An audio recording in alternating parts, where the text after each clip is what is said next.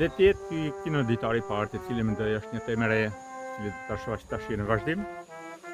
Kinoditar do të jetë një veprimtari artistike, por do të jetë dokumentar shkencor, dhe nga gjitha pyetjet që dëgjuesit do na dërgojnë, ne do t'ju japim përgjigje fal aftësisë tona dhe inteligjencës artificiale.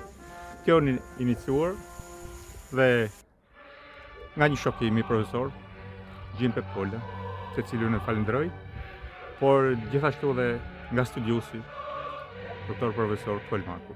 Ju faleminderit.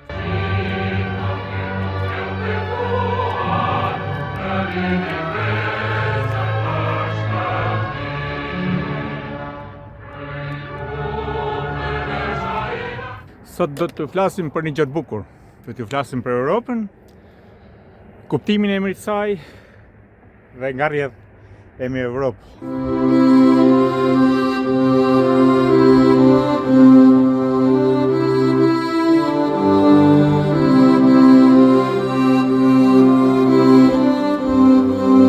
Evropë rrjedh nga një fjalë greke që do të thotë fytyrë gjerë.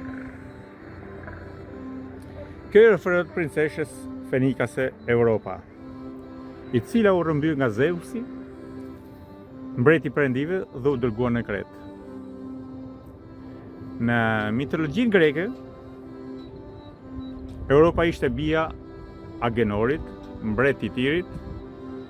Zeusi, i maskuar si një demibardh, joshi Evropën dhe qërete në Kretë, ku ajo u bë mbretëreshe e parë, vëllai i Evropës, Kadmosi me vonë themeloi qytetin e Tebes në Greqi.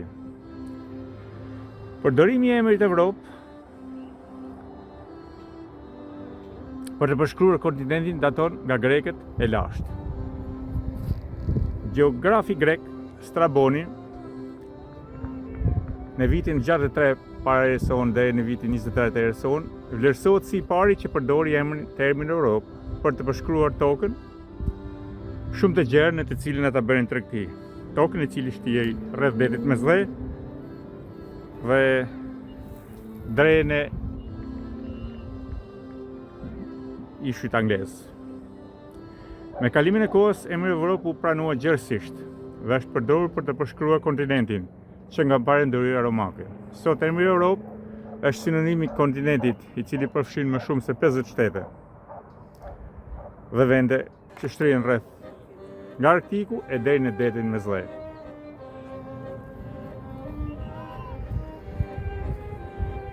Pra, siç e shihni, emri Europë e ka përardhën nga gadishulli lirik, sepse ne kemi studiuar dhe nga historia, por dhe nga inteligjenca artificiale, se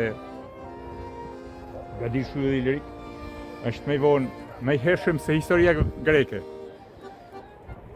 Dhe këto janë fakte shkencore, jo të arritura nga ne, por nga studiusit e huaj, të cilët në mënyrë të drejtë për drejtë dhe tërthort e kanë pranuar që si quhej vendi i Lirin, kush ishte gadishulli lirik dhe jo gadishulli ballkanik. Dhe për gjitha këto unë i bëj për të falendëruar dhe studiusin Kolmarku, i cili ka arritur të bëjë një punë të jashtëzakonshme në drejtim të historisë të kulturës shqiptare, dhe iniciuar dhe po nga ju Kolmarku, dhe unë kam ndërhyrë për të bërë nëpërmes inteligjencës artificiale edhe unë studimet në favor të kombës shqiptare, në favor të historisë së vendit tonë, atë dhe tonë. Dikush do të thotë, po si rrjedh kjo emri Europë, pa nga emri një gruaje, të cilën Jezus e bëri mbretëresh në Kretë, por dimë që Kreta është pjesë e gadishullit ballkanik, pra është pjesë e Ilirisë, dhe nuk ka asgjë për të çuditur. Ne jemi jashtë Evropës, por jemi mes Evropës, megjithatë ne kemi për efekt studimor për të treguar se Evropa ka marrë emrin po nga gadishulli ilirik, e cili ka një histori të mrekullueshme këtu në brigjet e Adriatikut dhe Tionit, të cilat janë emra kreç shqiptar, dhe po ky lum në vitet para erëson ka qenë lum i lëndrueshëm dhe portugezët tu kanë ardhur me rremat e tyre deri në kufit e këtij shkami, të cilët gjendet kisha shëlbumit në Rubik.